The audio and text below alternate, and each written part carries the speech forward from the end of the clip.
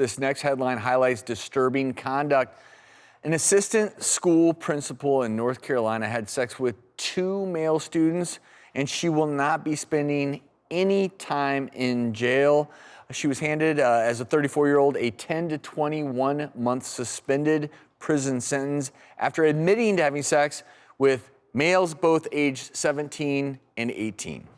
As an alternative to imprisonment, a judge can suspend a jail sentence. That apparently happened in this case. There are a lot of elements to this story, and obviously the first one is the just inappropriate nature of an authority figure having sex with a student. Interestingly, North Carolina, the age of consent is 16, so that's... Yeah, the part of it that is criminal, though, is in the state. If it's a school official and a student, that's where we're talking a crime. And so, for example, if this certain person who's 34 years old just met this 18-year-old at a bowling alley and there was no school relationship, it might not be a crime. But I think this is why it's a little bit dicey, because we're talking about this issue of perhaps these boys were being indoctrinated somehow. There was a power dynamic. Then on the other side, of course, is, are these teenage boys hot for teacher? And maybe it's almost something that makes them cool. It's a really weird place to sit with. Well, it's a weird dynamic, one, because normally most of the situations like this we've discussed have involved a male authority figure with a younger female student. In this case, one of the boys' mothers is really upset because she feels like this was a double standard, because it was more of a slap on the wrist, because again, is there a difference in the dynamic if the authority figure is female and the student is male? It does highlight a lot of really awkward social norms here, because what do you do if you're a student and a teacher comes on to you, even if you're a male and it's an assistant principal in this case?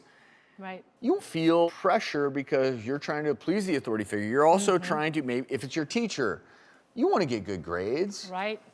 And you're too young to probably understand the ramifications of it. Yeah, and I think that's probably the primary issue here, because the teacher does have all of these power dynamics over the student. And on top of that, the student, when you're that age, your hormones are raging, your frontal cortex is not developed, you're making impulsive decisions. And at the end of the day, afterwards, when they're processing what happened, they could actually feel some shame and stigma, like, oh, so I'm gonna say now that I didn't like it, so she forced herself upon me, I'm somebody who can defend myself, yet I'm a man.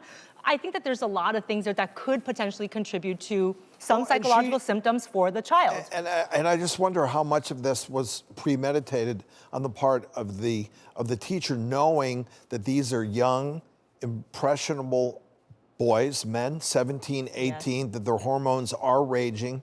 They see an attractive teacher and she takes advantage of the situation. So she needs to deal with her own issues, because why doesn't she go and pick on somebody who's actually an equal partner to her? What is it about her that feels like she has to go to people? Yeah, why don't you pick on somebody your own size? That's what I'm saying, yes. Well, by all accounts, the individual in question, she was beloved at the school, and a lot of people came out in her support.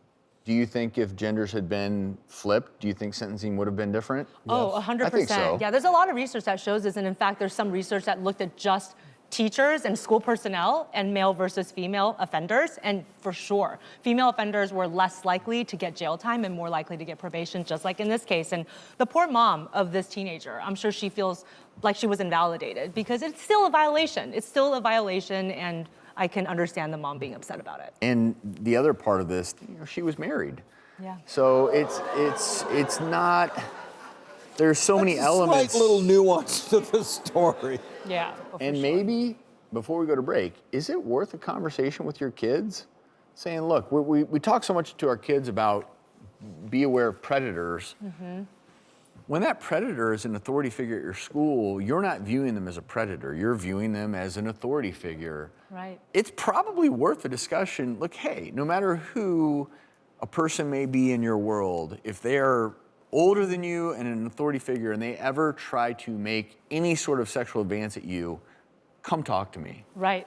It is not right in any way, shape, or form